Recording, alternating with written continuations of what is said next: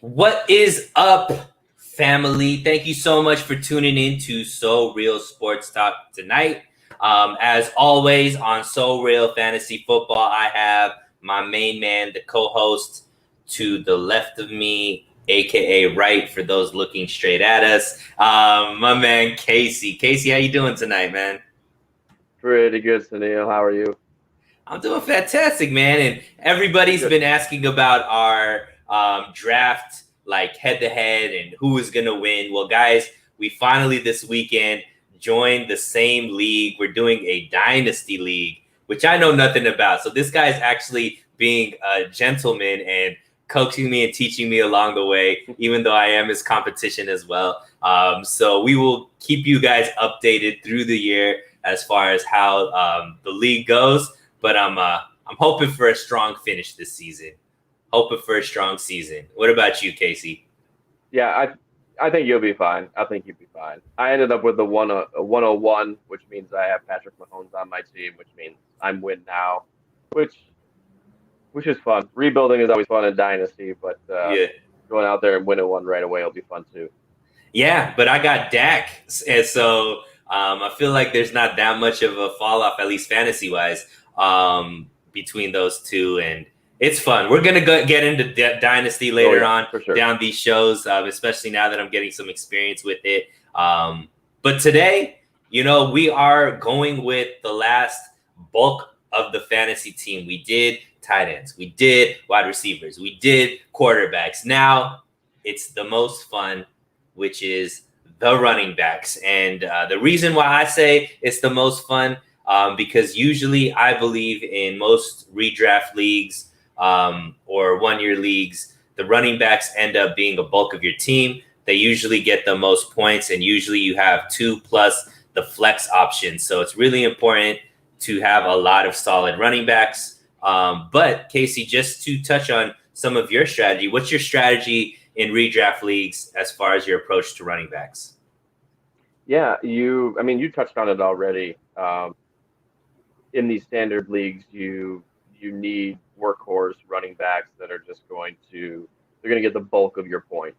And if you can get a couple of these guys, they're going to score 20 points every week, and that's your RB1, RB2. Um, you're gonna start off pretty well.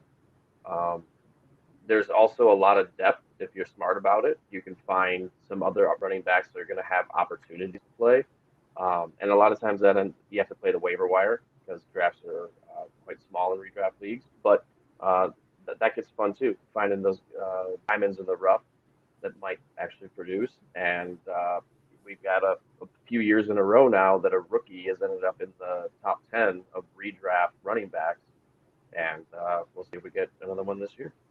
Yeah, we might have maybe two or three this year with the running back core that came out of this draft. But it's pretty interesting because a lot of teams are using running back by committee now more than previously. So there's obviously a top tier of running backs that are going to be the bulk of their team's rushing, and then there's some really good rushing teams like the 49ers, like the Baltimore Ravens, who sometimes have guys that could break out, but you got to be kind of wary of them on a week to week basis, Yeah. just because they're usually running back by committee. So I'm interested in hearing your list and see Yeah. kind of how you factored in all of these factors. And That's what then kind of made my list a little difficult was just because playing Dynasty and all these other leagues, most of the time we're playing PPR of some sort, and Mhm. I don't think that we didn't want to go that route with these redraft rankings. So maybe mine's a little exaggerated, but I let some more pure running backs float to the top and some pass catchers that have kind of fallen to the bottom. Just because Mhm. if we're looking at RB1s that you want on your team, you want guys that are going to be carrying the workload on first, second down, and if you find the guy that's on the field on third down as well, I mean that's something special, and Yeah. that's going to separate itself from the guys that are actually uh, scripted in or schemed into the passing game. They're going to be great for PPR leagues, and my rankings would change drastically. But these might be even the most spicy that I've had. Uh, Nice. Mostly because we're not going to have a Kansas City Chief at the number one overall, so there's going to be some injury. But yeah, it'll be fun. Yeah, and I mean, we could have done a list of 30 running backs just because, in the first however many rounds, there's going Yeah, to be, so many, yeah, so many different running backs picked. But definitely, we're doing the top 12, and more than likely, these 12 will be gone within the first 2 rounds of a redraft league, right? So yeah, we're kind of keeping it short and sweet, and we'll get into some of the depth pieces that you might be able to get, but we're just going through the top 12 just to make it within an hour, and then we'll talk about some gems as well. So let's start right now, Casey, with 12 to 10. Who do you have listed, and then let's talk about it. sure. I've got Antonio Gibson at 12, Aaron Jones at 11, and Derrick Henry at 10. Interesting. Yeah, So we already know what type of night this is gonna be. yeah, yeah, Because on yeah, most standard draft boards, Derrick Henry is the fourth or the fifth running back that's off the yeah. board, but you have him at 10. But you have some pretty big names there as well. So uh, Gibson at 12. Let's talk about, before we get into Gibson at 12. I know you said you had maybe 3 or 4 guys that didn't make your list that were right there. Let's talk about the guys who just barely missed so that we know who Gibson's over. Sure. I kept guys off this list that are probably still going to see the workload um, that we want from a number one running back, but might not be as prolific here and there, or might not be, might not be as consistent as we really want. But I have J.K. Dobbins, David Montgomery, Chris Carson, these type of guys that, when healthy and when part of the scheme and part of the script, they're going to get 20 carries. They're going to get, or 20 touches, I should say. And most of those are going to be carries. They're going to be 15 to 17 carries with a couple of touches, pass catching in between. But for the most part, they're going to get their yards on the ground. And those are guys that are hovering outside of the my top 12 that I would still be targeting even a couple rounds later. And I would not be scared of DeAndre Swift, Josh Jacobs, or Miles Sanders. They're going to catch a lot of balls. I mean, they are typically schemed in a passing game, but they're definitely the first and second down backs for those teams too. So they're going to be Yeah. So these are all great options that will fall. That could be your running back 2 option. That would be, solid plays, people that would slot into running back 2. And even if you could get them as a slot, that would make your team even strong, or a flex that would make it even, a stronger team. But, I understand. Obviously, these top 12 are like razor thin, when we're talking about from maybe 8 through, 12. But yeah, let's go. Gibson obviously had a big year. Big year last year for Washington till he got injured. Young guy, right? So still has some tread on his legs. However, is coming off of an injury. But you're still high on him. So tell us why you're high on Gibson. Yeah. I think it was turf toe, right? Yeah, I believe so. Injury. So, that doesn't scare me that much, and that's mostly pain management, especially from a running back. Wide receivers is where turf toe can really sideline him for weeks on end. Mm-hmm. Antonio Gibson is just, I mean, he's such a fun story, and there's even some of the dynasty community that joke about how bad Memphis kind of messed up these guys that they had.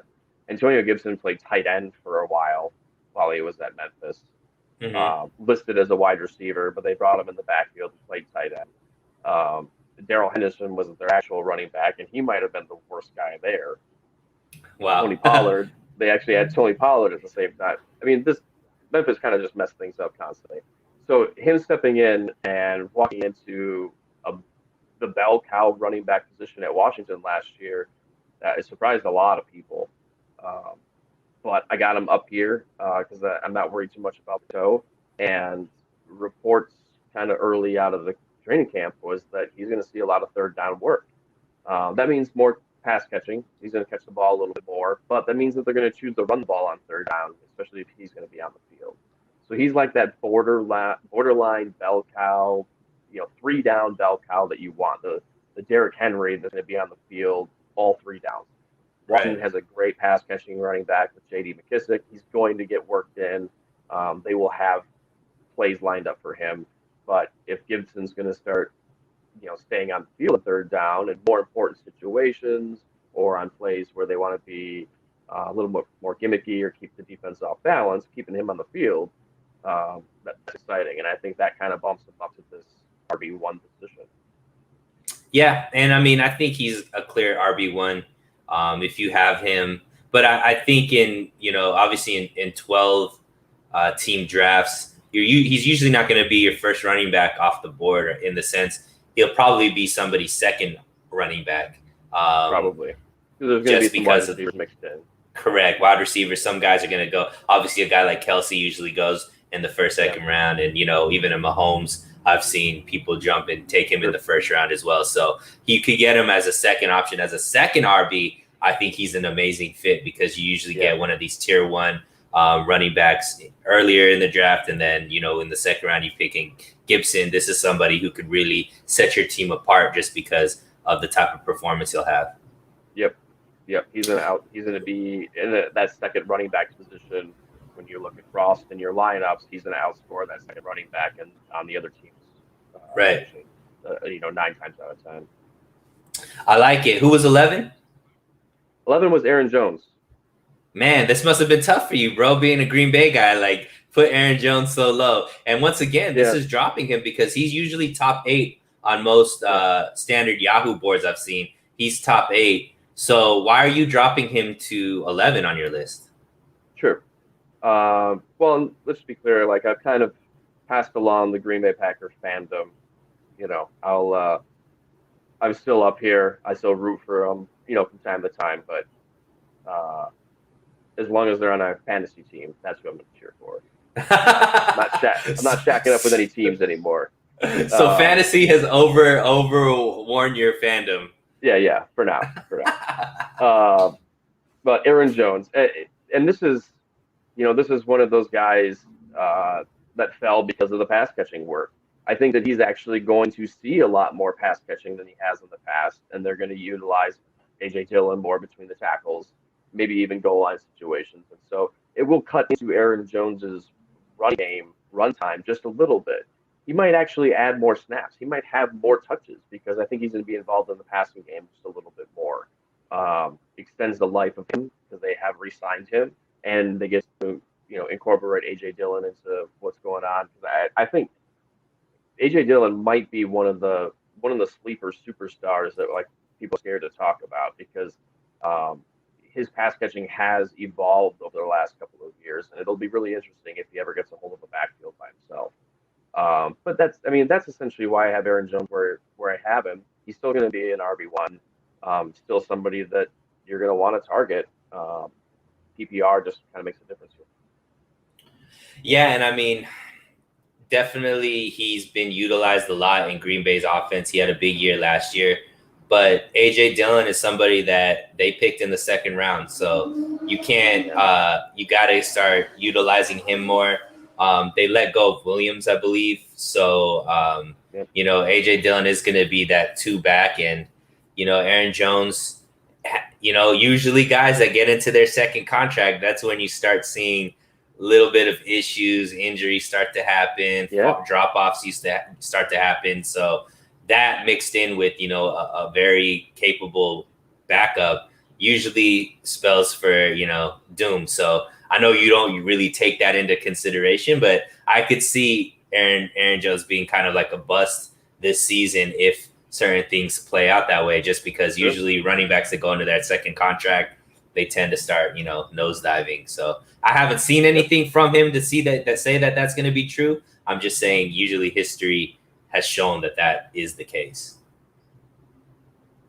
But number 10 on your list, my God, Casey. Yeah. This is blasphemy over here. Derrick Henry, we're talking about the guy that could rush for 2,000 yards, all-purpose yards, and they're adding another game. So he might go for 2,200 yards this season. He is the Titans' offense. He is their plan A, plan B, and then plan C and D are Julio Jones and AJ Brown, who are amazing plan Bs and Cs. Tell me why you're so low on him on your list. Why is he not top 5, top 6 on your list? Sure. And I think like we all understand their plan and we all get it. And I think everybody else knows their plan. All the other teams know their plan. But I don't think their defense is as good as it was. They're going to be in situations where they're going to be behind, or they're going to have to be in shootouts where AJ Brown and Julio Jones are going to come into play a lot more than a guy like Derrick Henry will. I think he still gets his touches. He's still going to be up here as an RB1, and it's nothing to like, especially playing fantasy. It's nothing to blow smoke at. But it has nothing to do with. I don't think he has. It's not that I think he's losing tread on the tires or anything. He's a beast, and he's not even an actual human being out there running the ball. It's a different thing running the ball. I mean, when you create a guy on Madden to just destroy at a running back position, like you make a guy like this. But I think the Titans are just going to lean away from that a little bit more. Maybe they want to prolong his legs a little bit, make sure that he sticks around, make sure that he's healthy for the end of the season, stuff like that. Everything that the Titans have done in the offseason makes it look like they want to pass the ball a little bit more, or they're at least preparing to have to pass the ball if they need to. I don't even know the Titans' backup running back. Like, that's how much like Derrick Henry kind of overshadows everybody there. Brian Hill is there, and I think he's kind of like their backup to him, the big guy that would back him up or maybe take on his He's role. from Atlanta, right? He was the backup in Atlanta. Yeah. So they did draft a rookie last year, Darrington Evans, who pass catching running back, and they like him a lot, and he could be on the field a lot more this year catching balls.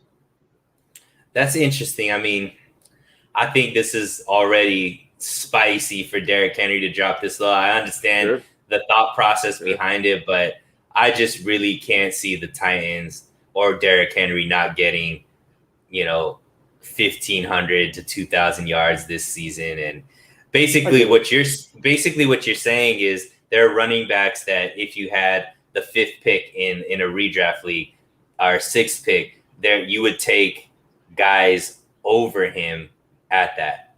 And that's interesting because I haven't seen it in any of the drafts that I've been in. But, I think I would love to be at number 7 behind you at 6 in a redraft league because I know Derrick Henry's dropping to me. Well, I think, part of me is, I don't know, maybe part of me is kind of like playing some law of averages, if you will. Like he had some crazy seasons. Guys don't tend to repeat that, and he did already. Right. I mean, so hey, we've never eventually seen it happen before, but we've never seen a monster running the football in the NFL before either. Sure. Yeah, and I mean, hey, it makes sense. Once again, we're talking about this is the most turnover as far as like highly turnover position out of all of the fantasy positions, right? I bet you, the top 10 is new guys every single year just because so many injuries happen, people fall off. It felt like just 2-3 years ago that Todd Gurley was everybody's bona fide number 1, number 2 pick. Now he doesn't even have a team. Yeah. So like it's true. You're kind of playing the hedge game. Like Derrick Henry kind of fits that mold of a guy that could just kind of fall off the map. Just because of just his usage rate, but he hasn't shown any signs of slowing down. I obviously know Julio Jones is there, so you would think maybe they're pass the ball more, but I gotta think still Derrick Henry is their plan A and plan B. They've just had too much success with him as the bulk of the offense. Yeah, I mean, I agree with that. Just some of the moves that they have made makes me think that they're prepared for something else or something different, and whether that even happens or not, we'll see. Yeah. But, I mean, I don't mind having him right here because I think we talked about value at one point. If this is where I have him ranked and he falls to a certain point or he doesn't make it to me at 10, I have other people there that I'm excited enough about that doesn't bother me. Cool. Well, let's talk about those other people. So we'll start with 9, 8, and 7, Casey. Sure. So I have number 9, Ezekiel Elliott. Number 8 is Najee Harris, and number 7 is Dalvin Cook. Oh my gosh! Wow, like I can't even. I'm a loss for words right now. So you Sure. just like Ezekiel Elliott on most draft boards for redraft is a top 4 running back, right? So Yeah. you have him at 9, and then Najee, and then you said Dalvin Cook, who is a top 3 running back on most draft boards. So let's talk about it. All right. So you put Ezekiel Elliott at 9. Ezekiel Elliott didn't have a great season last season. So I can understand him falling on some people's draft boards, right? Yeah. A lot of that maybe because Dak wasn't there and everybody knew that was going to be the running game was going to be what they leaned on. He also just got paid. So once again, the history shows that second contract is usually when running backs kind of fall off. However, everything out of training camp is saying he's back to being the beast that he was early in his career. But you don't buy it. You still have him at 9. Tell us why. Yeah, I think Tony Pollard actually gets worked into the game plan a little bit, and you're high on Pollard. I'm high on Pollard. Yeah, I like him. I think I have him as he's like my number 3 running back in that league that we just drafted. Yeah, I like him a lot. I think that they find ways to utilize him because most teams are looking for that guy nowadays. They're looking for Deebo Samuel or almost a Jalen Reagor or Tyreek Hill, like somebody that's got speed that can work out of the backfield, running jet sweeps, running the screens, but that can also go downfield. And Tony Pollard, he was in the same offense, same kind of scheme, and same kind of build as Antonio Gibson. A little thinner, a little slighter maybe, but he reminds me a lot of Darren Sproles. How Darren Sproles was utilized for the Chargers and for the Eagles, like that change of pace back that could just do it all, kind of. Yeah, almost Austin Eckler and Brian Westbrook, where they were just a third down pass catching running back, but they took over backfields. They ended up being RB1s, and not just because of injuries. Those guys all took over backfields from other people. Right. Not predicting that Tony Pollard is going to take over the backfield from Zeke. But no, that's what you're saying. That's what you're saying. Yeah. Tony Pollard might be top 5 running back for you on this list. No, I didn't even mention him. I didn't even mention him as one of the guys on the outside borderline. But I'm not that crazy. I just like the guy. Yeah. I think that Zeke is probably still going to get his workload, but I'm not sure that the volume of it's going to be there the way that it used to be. They used to lean on him a lot, but that's when they had, I can't remember the wide receivers before the 3 that they have now. Like they didn't have much going on to pass the ball. I mean, and in Dak between Dez Bryant and these 3 guys, and Dak wasn't that guy yet. So I think the offense is going to change a bit in general, and Zeke is still inside the top 10 there. I don't mind having him there. And I think these other guys are just going to have some pretty stellar seasons too. Got you. So number 8, you got the first rookie. Now, Najee Harris is, kind of like Pitts for the tight ends. This is a guy who, by all accounts, could be the best running back in the game if things, kind of fall his way. He has all the talent in the world, the right mentality. He's somebody that I'm extremely high on. I love his mentality. I love his work ethic. And, he's a California guy, Bay Area guy that I really want to see succeed. You have him ranked over Derrick Henry and Ezekiel Elliott. So tell us why you are so high on Najee Harris. I think that it was weird because we all knew that he was going to Pittsburgh. It was just this like foregone conclusion for months before the draft that at first was a question like, man, that would be a great fit. That'd be an interesting fit, but no way are they going to spend first round capital on him. And they have to do that to get him. And then they did. And I think it's perfect for what Pittsburgh is probably going to do. And I think they're going to try to save Big Ben. I think they're going to try to prolong the last couple of years that he has and keep him upright. And Najee's good enough in pass protection that he's going to be on the field for all 3 downs. And they don't have anybody behind him. Anthony McFarland, he's got some speed, but he rarely gets to use it. Benny Snell was supposed to be the next James Conner, or he was going to lose weight to then be the next Le'Veon Bell. That stuff never happened, so they just went and spent the draft capital and got a guy that plays right now. Mm-hmm. He's an older rookie, so I think he's going to be 24 by the time the season starts, or like pretty soon after it starts. So there's a little worry about wear and tear, but you just want him for the one contract, and in redraft you just want him for 1 year. You don't care about that. So I think this guy just gets all the carries. He gets everything that they want to put on the ground. And he's young enough and fresh enough that I think he can handle that load. Yeah, I mean, look, the running backs from Pittsburgh last season were probably some of the biggest disappointments in the league. Yeah. Pittsburgh is Pittsburgh because they are toughest in the trenches. And last season they turned into this kind of like spread offense where Big Ben was just throwing the ball 40 plus times, and it really was interesting. And that was just because they didn't have much of a running game. And obviously Coach Tomlin was over there. It's like, this isn't like the way I like to play. And they went after, the best running back in the draft. And, they got him. Now, the things that are question marks is that offensive line.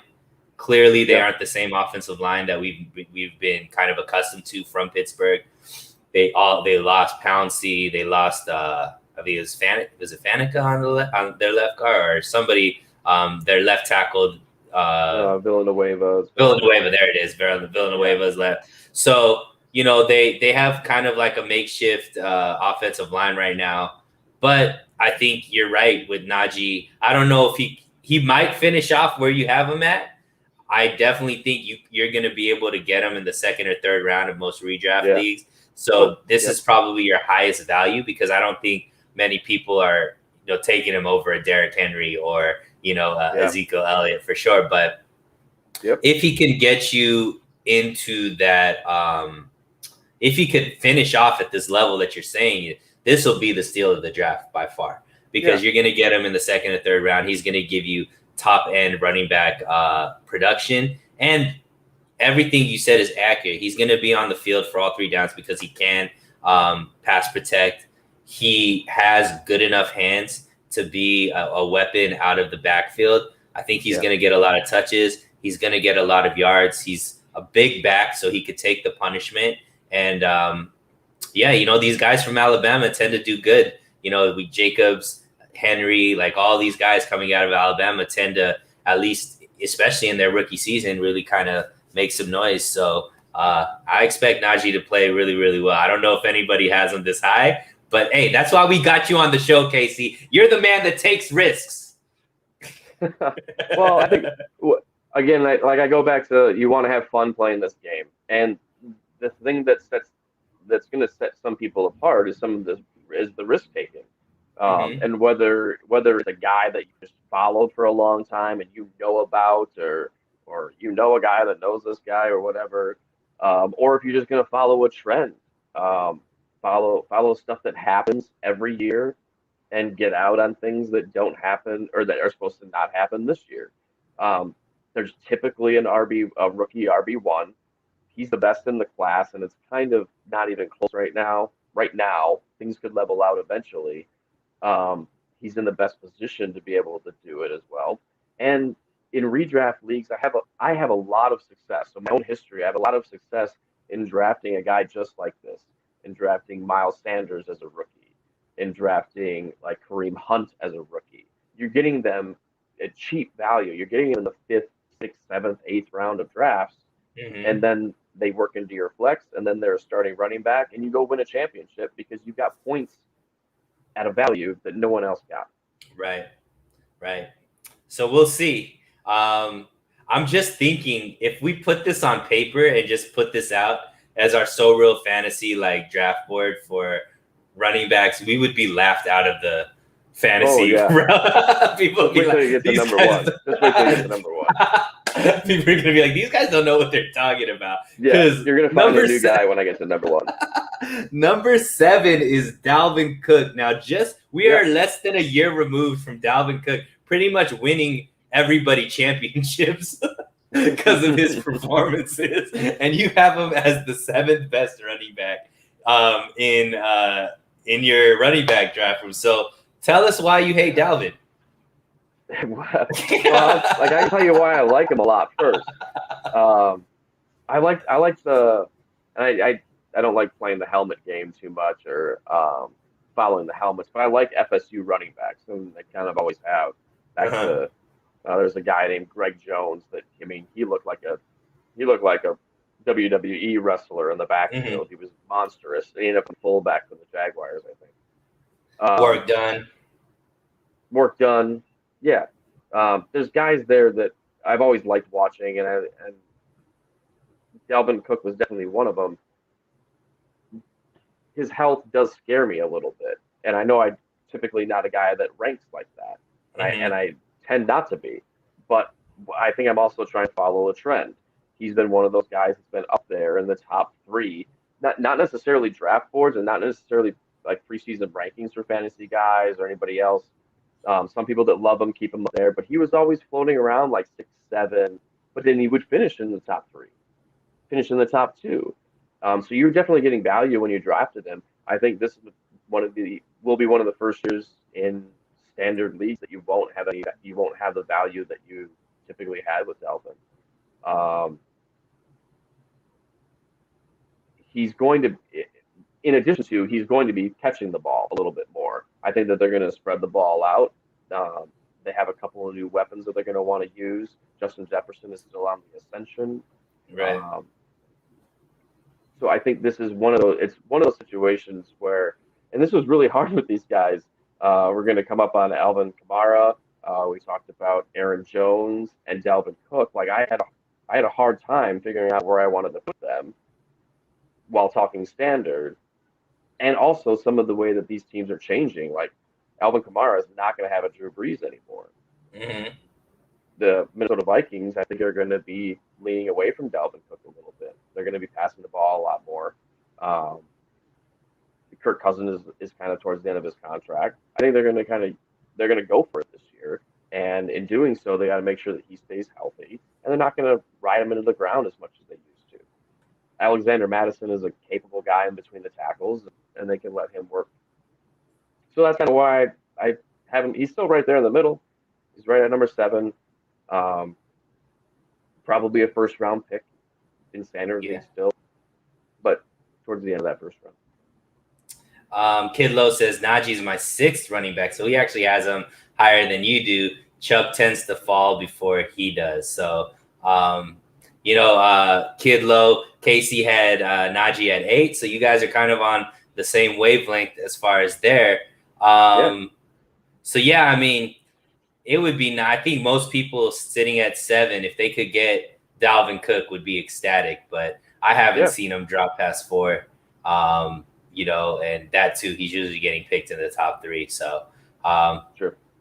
To be determined there, sir. So let's go into the next tier, 4 through 6. Who do we got at 6, 5, and 4?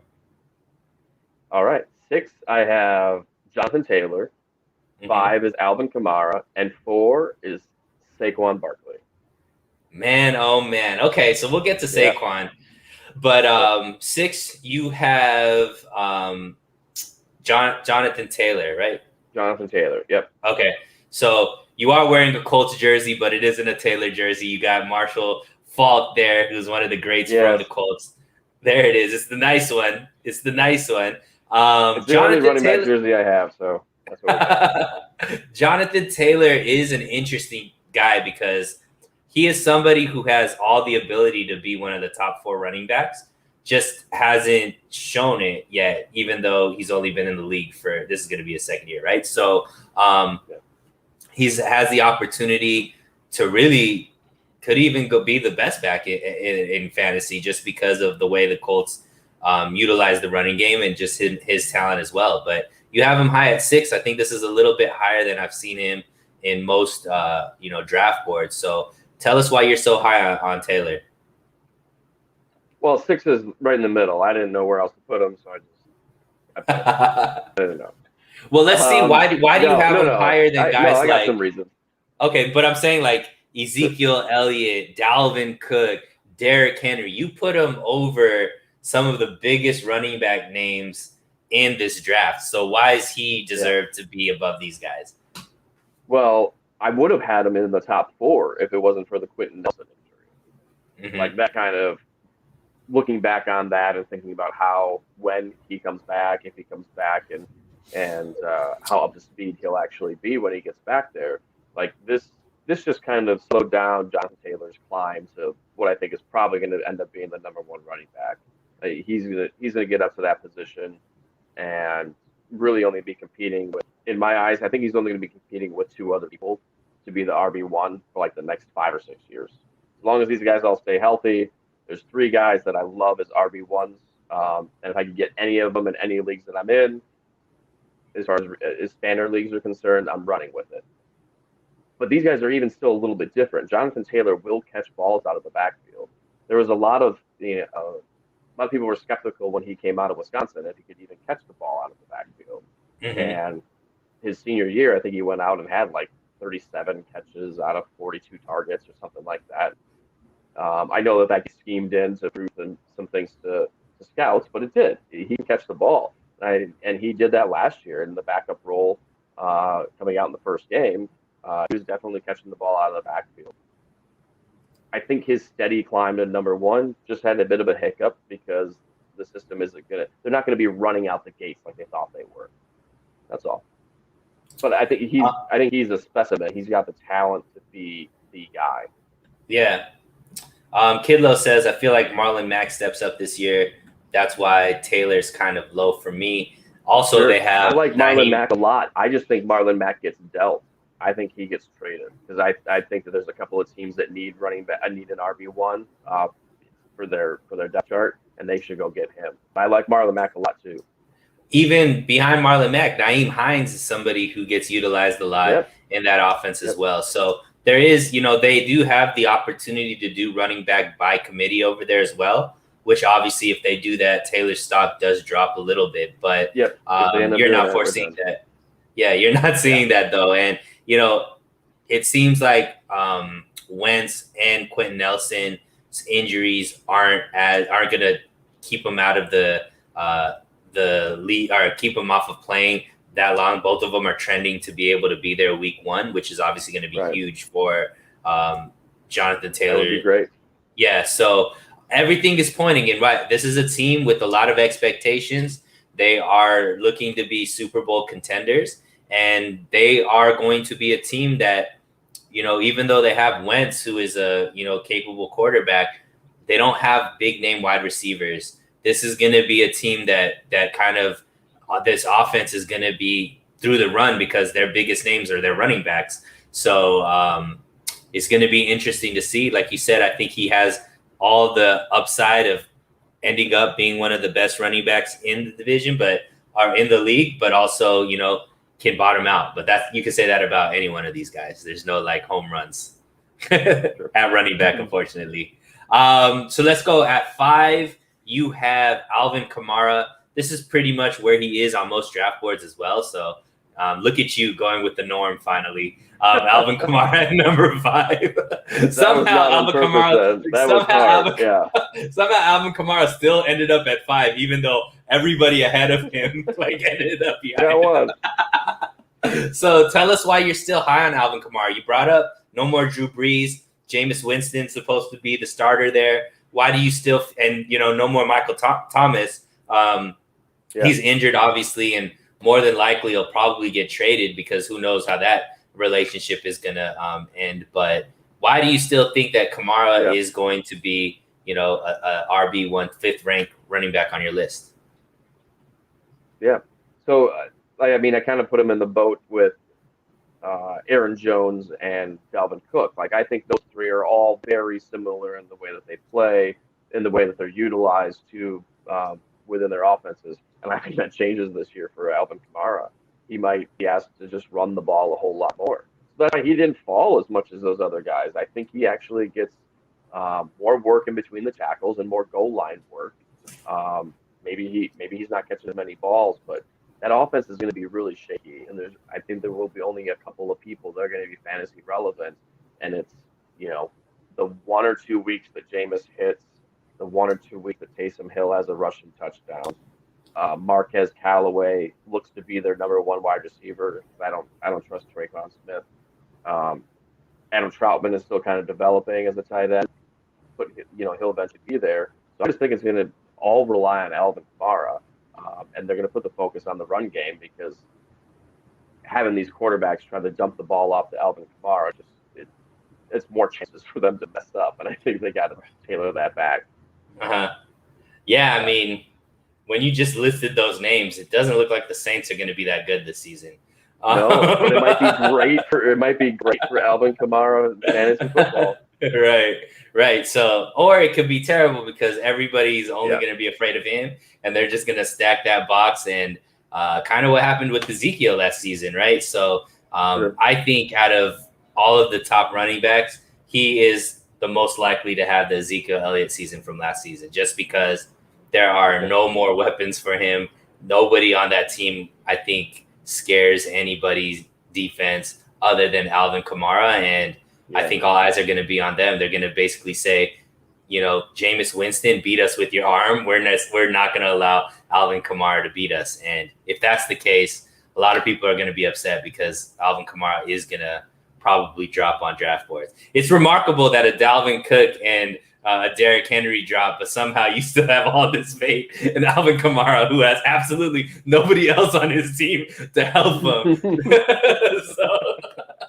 I'm just gonna like the volume he's gonna get. He's gonna get all the volume. I love it. And then at number 4, who did you put there again? Saquon. So Saquon is the running back that we keep waiting for, right? Like ever since he was drafted, everybody's kind of been waiting for him to be that guy. And unfortunately, injuries have taken him out every single year. So why do you feel like maybe third time's the charm? Is that kind of the mentality right now? Well, no, his first year, he was like RB 1 or 2, depending on your scoring format, I believe. Well, maybe it wasn't that high. Maybe it was 2 or 3, but he was in the top 4. It was, he's the guy. This is the guy we're waiting for. He came in. He's drafted in the top 10. He's that guy. He's drafted number 2 overall, right? Yeah. So I'm still excited about him because when it comes to running the football, I already rattled off the other guy, Jonathan Taylor. I think these guys are the best runners of the football in the league, not counting the monster Derrick Henry. He doesn't count. But these other guys are so good. And they're in their prime, or at least coming up on their prime. Jonathan Taylor is still on the steady climb, the rise to where I think he can take over the league. But I think Saquon is primed for it. If he sits out the first 2 weeks, I really like it. If he plays right away, I'm going to be a little skeptical. Like, they should have held back a little bit. But I think it sounds like they're going to make him sit at least the first 2 weeks, maybe 4. 4 kills the fantasy value, and I hate that. But if it's the 2 weeks, I really like it because he can make up the fantasy value in the points anyway. The weapons that they have for Daniel Jones to actually throw the ball to, Saquon is still the best weapon to throw the ball to. Evan Engram, Sterling Shepard, Kenny Galladay, if Kenny Galladay stays healthy, are all competent, but getting the ball into your best playmaker's hands is what they should be doing, and he's the running back. And you can do it through the passing game, and they should lean on that the best they can. I think he is the best all-around running back in the league when you actually incorporate the pass game. And I just think he's going to get a heavy workload when he gets back. They'll wait the 2 weeks, and then it's just going to be as much Saquon as we can handle. Kid agrees with you. Kid Low, Saquon always goes top 4 or falls past 10 a lot. If he sits out, he's easily a top 5 pick for me. So this might be something where if he ends up having some extended weeks off, you might have fantasy owners who might be willing to deal him just because they might feel like, oh, maybe he'll never come back. So you're saying this might be an opportunity to pounce on where you could maybe, give up a receiver that you have higher, another running back, and if Saquon's rested and you have him through the later half of the season, that might be somebody that could help you win a championship, right? Yep. Yeah. If you play Dynasty and you actually listen to this, or if you've already had your redraft drafts and you're listening, this might be like the last time to go get Saquon. You might be able to pull it off week 1, but the guy that drafted him and is waiting for him to come back he's going to be itching for it. Mm-hmm. That's nice. Especially maybe some rookie fantasy guys that are ready to be fleeced, that aren't patient and are trying to win every single week. That might be somebody you could take advantage of. So let's get into So let's get into the top 3. I mean, already some of the big names are off your board, so I'm interested to see who you got here. So who is 3, 2, and 1? All right. I'm going to get a lot of shade for these. So, well, for one, for certain. Number 3, I have Nick Chubb. Okay. Number 2, I have Christian McCaffrey. Okay. And like Babe Ruth, I'm calling a shot here. I have Joe Mixon as my RB1. Oh my gosh. You are the captain, the president of the Joe Mixon fan club. But we'll get to him because somehow you put him at number 1, even though he fallen off the map last season. But let's go with number 3. You have Nick Chubb here. And Nick Chubb is interesting because obviously I think if Kareem Hunt wasn't there, he'd definitely be the number 1 running back all the time. But obviously they have 2 basic running back ones in that backfield, and they utilize both of them. But Nick Chubb does get the bulk of it. He finished off with a great season last year, even though he was injured a couple of games. So makes a lot of sense. On most boards, he's the 6th running back. But him being 3, I don't think really there's much to argue about. Tell us a little bit about what you see in him as far as upside and why you have him higher than some of these other running backs. Sure. I think he's the best pure running back that we have. And it's a little bit different than Saquon. Saquon's the best all-around when you incorporate the passing. Nick Chubb can still catch the ball quite well, just not quite as good as Saquon. But he's the best pure running back in the league, and Cleveland uses him that way. I think we've gone back and forth a little bit on how Cleveland's actually going to move the ball down the field. I think that there's going to be more of their pass game is going to get opened up, but Cleveland hasn't been a team that scores a lot of points. And when you start becoming a team that scores a lot of points, those points they get distributed everywhere, and a lot of it ends up going to the starting running back. And Nick Chubb is the starting running back for the Cleveland Browns. Hunt is the reserve or the 3rd down back. No doubt if Hunt's not there, I think Nick Chubb is the number 1 running back in standard redraft leagues, and probably would be for a couple of years before now and even after. I think that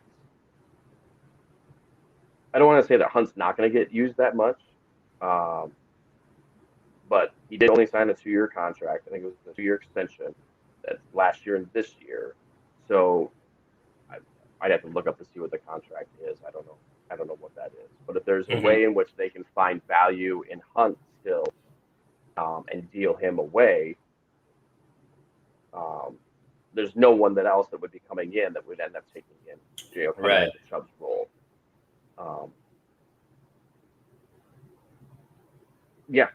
I think that's about it. I like him as the best pure running back, and I think that he's going to get enough volume up there that to make him number 3. And as long as he doesn't get nicked up like he did last year, I think he can do that. So make me understand this logic, Casey. So all of these other running backs, like a Derrick Henry, like a Dalvin Cook, you dropped because of all the weapons around these guys. Yet For some reason, Cleveland, who arguably has just as good weapons as definitely Minnesota, and arguably just as good weapons, and probably more when you bring in tight end as well than the Titans, somehow doesn't affect any of the stock for Nick Chubb. So tell us why Nick Chubb is immune to the Derrick Henry and Dalvin Cook drops that happened on your list. Okay. All right. Well, I think we've talked about OBJ, and while I want OBJ to be what he was, it doesn't appear that like he's going to ever be that guy. And he can still find a role, and whether if that's kind of Larry Fitz, where he's just working in out of the slot, that would be fine. Jarvis Landry does not appear to be what he once was either. Um, they went and drafted wide receivers in the last couple of drafts, and that's really all that they brought in as far as talent's concerned. I mean, they did bring in Austin Hooper from the year before because they're not sound on David Njoku. But they also drafted Harrison Bryant, who I like him. I like him as a really late round flyer in Dynasty, tight end that is going to develop. But they didn't. I mean, Tennessee went and brought in Julio Jones. Cleveland didn't bring in anybody like that. Yeah, but they kind of got back OBJ, so that's kind of Sure, yeah. And if OBJ is what he was, I think that's great for that team. But I think that this Nick Chubb has kind of already done this a couple of times already with the same type of team that they have, with Kareem Hunt even there. And I think it's more. Yeah, I think it's more on a week-to-week basis. This guy is going to he's going to get the touches to give you enough fantasy points. Sometimes, sometimes with Alvin Kamara and with even Derrick Henry towards the beginning of part of last year, you were relying on big plays.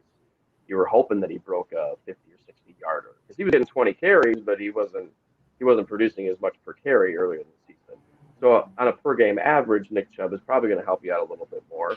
But I think he's still going to be schemed in enough, and he's part of that offense. I think it works through him first. Okay. Well, I mean, I'm not actually mad at Nick Chubb at 3. I think he's always if he's playing, he's always going to give you dropping the other guys. I mean, it's just the argument. I'm about sound arguments, and for some reason, the same arguments that you use to drop these other guys, Nick Chubb was immune to. So, but I do see him as somebody when healthy every single week. I believe he's going to be in the top 5 fantasy points at that position. Obviously, there's guys that blow out, which might jump him, but he's super consistent. He's somebody that gets at least a touchdown a game, it seems like. So, plus all the yards. So I'm not mad at it. Number 2, though, McCaffrey. This is most people's number 1 running back. I don't even know how Joe makes it as a number 1. But let's try to tell me why you feel like CMC is not the best fantasy running back this season. What a loaded question. Yeah.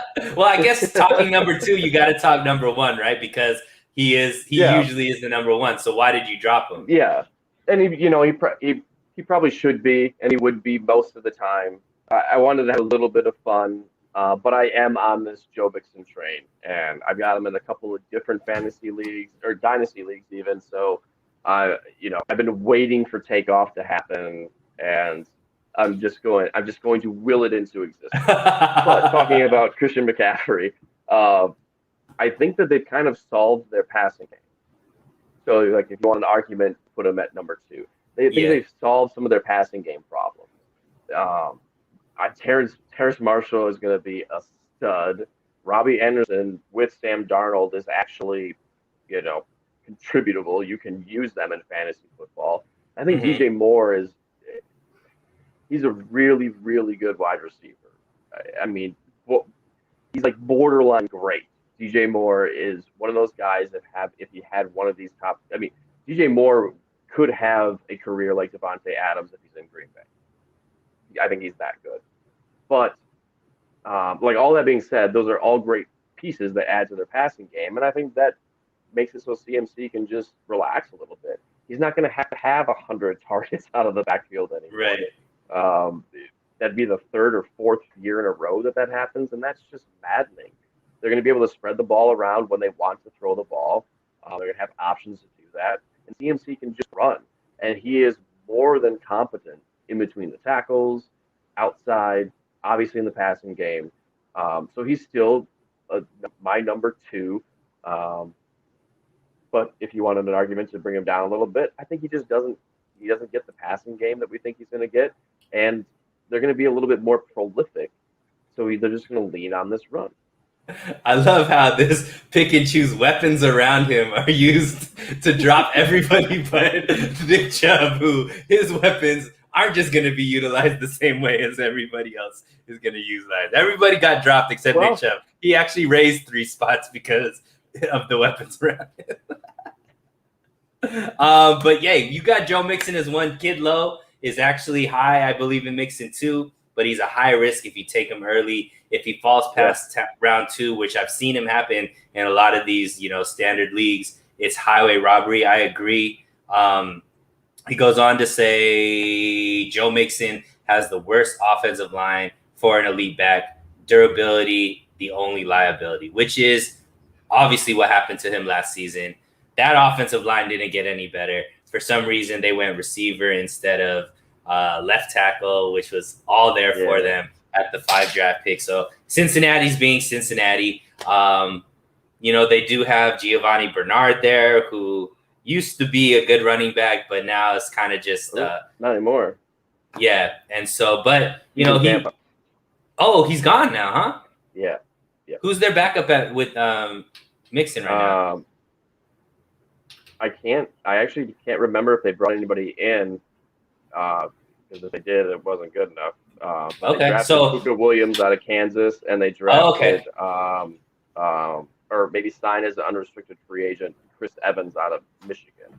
I like Chris Evans a lot. He's a guy that if something happened to Mixon and Mixon did go down, Chris Evans is like the kind of the same prototype. He's about 6 foot, 200-something pounds, but he can run and catch the ball pretty well. So he's an interesting stash or guy to keep, in your back pocket if you're down for that. But yeah. So talk up Joe Mixon, man. You're the only person I think in fantasy fandom that has Joe Mixon as the best running back in the league. So you got the stage, man. Talk up Joe Mixon. Sure. Well, I won't say. I think Twitter accounts have already been taken as far as that's concerned. I know there's some big fans out there already.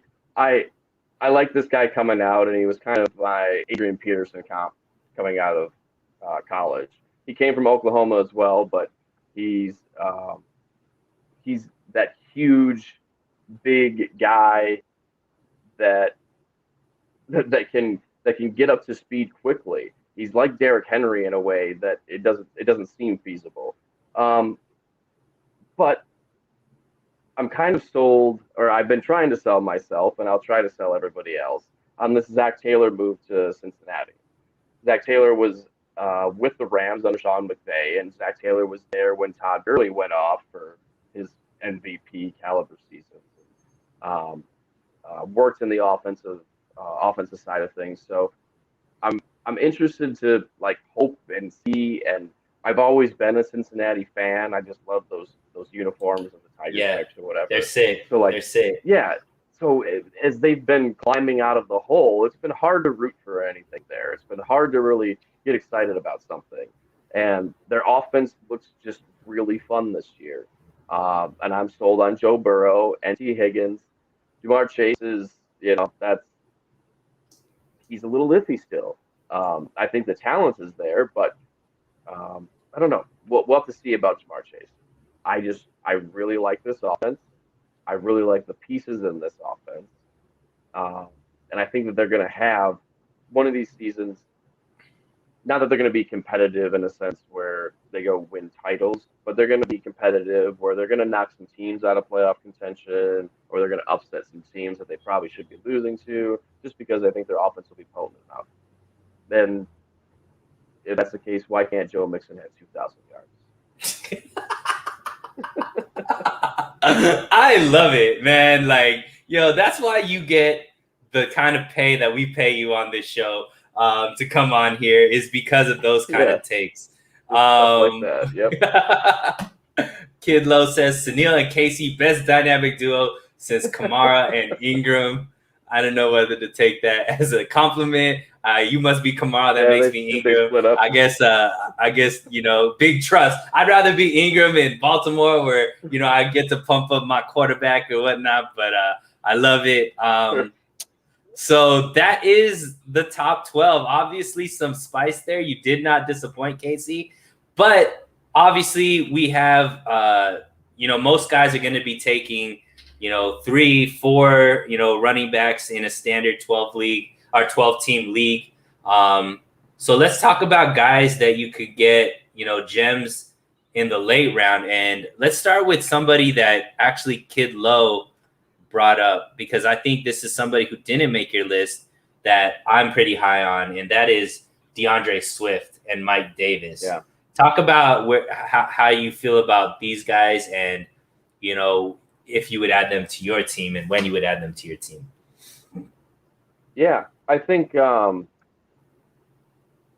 both great ads, and I own them in multiple leagues as well already. DeAndre Swift is, about as talented of a running back that came out last year as we had. Jonathan Taylor obviously had the season that where he exploded, but I think DeAndre Swift is kind of he's kind of a rocket just sitting there waiting, and if the Lions team just will lean on him and utilize him in what we think is the correct way, he can put up seasons like Dalvin Cook and Alvin Kamara. He's going to be that talented. Yeah. Detroit's just kind of scary. I don't like those trends. You have to pay attention to those type of trends. And when an organization like that doesn't have a focus on winning, they don't bring the personnel in there that are going to do the job for the superstars that a front office drafted. It's going to be tough. But I like him. He's actually one of those guys, like, young enough that you draft him late, he starts his rise mid-season, and then you're starting him in your lineup over the guy that you got hurt. Yeah, I agree. And I think Mike Davis obviously had a big season last year when CMC went down, and now getting the opportunity to be, the RB1 over in Atlanta, who we know loves to run the ball there as well. So I think that those two are definitely pieces that you could get late that'd be really solid RB2s or, even flex options. And yeah, I agree with Kid Low. That offensive line in Detroit is better. They drafted obviously the left tackle with their first round pick last season, or this upcoming draft. And, they have Goff there. So Goff is not, isn't, the quarterback that's been there in Detroit all these years. He's not the same kind of gunslinger. So I think the run game is going to be leaned on more. So he's definitely a solid pick. Let's talk about other guys, guys like, and maybe let's throw in some rookies. Tell me what you feel like a guy like Mostert from the 49ers, who obviously can blow up. He's somebody that can be there late. Is he somebody that you would take or somebody you'd pass on just because of the running back by committee that San Francisco usually uses? I think I would probably just play that either way. I would wait and see who gets taken first. I'd let somebody draft Mostert or Trey Sermon, and I would just draft the opposite guy as soon as I could right after that. Mm-hmm. Because I think both are probably going to finish around the same. Mostert's just he's quite a bit older. I think he's like 31, isn't he? Yeah. Is he over 30? Yeah. But he doesn't have as much wear as everybody else kind of does. His injuries have been a little flukish. Like the one year he broke his arm just by falling. It snapped right here. That's not something that affects your speed or forward. Like that. Yeah. And he's had some crazy top end speeds kind of clocked when he's been on the field. So he's really fast. And I think Trey Sermon is in a prime position to go in and win a role. That's the highest draft capital San Francisco spent on a running back in a long time. Yeah, I think that's pretty interesting too. and you can draft both of them probably around the same spot. Trey Sermon, you're probably drafting later, probably Yeah. 2 rounds later than Mostert, but it'd be something to keep your eye on because it's probably going to be one of those two. What about a guy like Etienne, who is the second, best running back in the rookie class, supposedly, Yeah. right? He obviously has, and Robinson didn't make your list either, who was a top 10 fantasy running back last year. Talk to me a little bit about that situation over in Jacksonville and how you would pick out of those running backs. Yeah, I think those two will just kind of eat into each other's touches. Robinson will stop Etienne from seeing some touches in between the tackles that we want to see Etienne get, and even vice versa, like in the passing game. So Robinson, he was an RB8 last year, I think, in some of our PPR leagues, and that's fantastic. So I think it's going to be hard for him to repeat that. And it's going to be hard for Etienne to really get the jump start that we want him to. It wouldn't surprise me though if you're able to start Etienne in your flex just because he's part of the passing game towards the end of the season. Once he gets up to speed and he's worked into that system and he's part of the passing game, scoring 12 points, 15 points out of your flex each week, and you can draft him pretty well. Yeah. Who else are some guys that you're eyeing in later rounds that could be your RB2 or flex option? Yeah. There's 2 other rookies that I think you have to keep your eye on, and that's Javonte Williams and Michael Carter. The UNC boys. Yeah. Oddly enough, like both could be starting week 1, it sounds like. Yeah. And I think that's cool. That's a great story. It's kind of crazy because they both went into places that already have some running backs.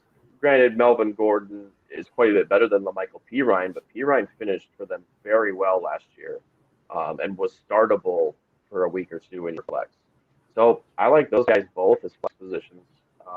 I'm high on Carter just because like of the system that he's going into, right? So he went to the Jets. The Jets just, got a new coach in Robert Saleh that came from the 49ers, and they brought over their offensive coordinator also is from the 49ers. And I think he's brothers with the coach over there at in Green Bay. So I think it's Mike LaFleur. Yep. Mike LaFleur. So they're going to utilize the running game a lot. I think the running backs that they have there, they brought in Tevin Coleman, who's, way past his prime at this point. So I believe that Carter is going to get a lot of opportunities. He's been doing really well from all reports out of training camp. And I think he's going to be one of the steals of the draft because somebody's going to pick him kind of just like a throwaway, like maybe even you're talking late 10th, 11th, 12th round. And he could be, somebody that ends up being a RB1, RB2 for somebody based off of just the usage that he's going to get out there with the Jets. Yeah. Anybody else? One more guy. And I think that's Damian Harris. From New England, right?